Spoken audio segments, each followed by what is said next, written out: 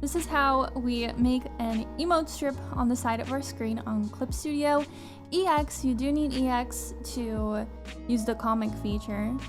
So you will go to File, and then to make a new file, you'll go to New, obviously. You will go to this one, which says Show All Comic Settings.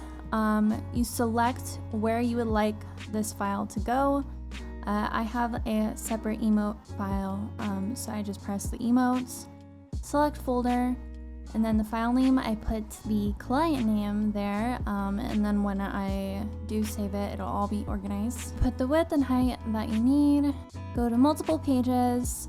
I like to do left binding and from left, but these don't really matter, it's just preference. Number of pages, you put how many emote pages you need. You can obviously add more as you need to add more in the future. And then you press new.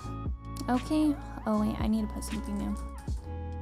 And then it'll be on the right hand of your screen like this, and then you can get started. And if you want to add more, you go up to the top and go to story, add a page. If you want to add multiple pages though at once, you go to add page advance, and then down here where it says number of pages, you'll put the amount of emotes you like to add. So if they do order more in the future, you could add more as well, or you can delete the page or whatever.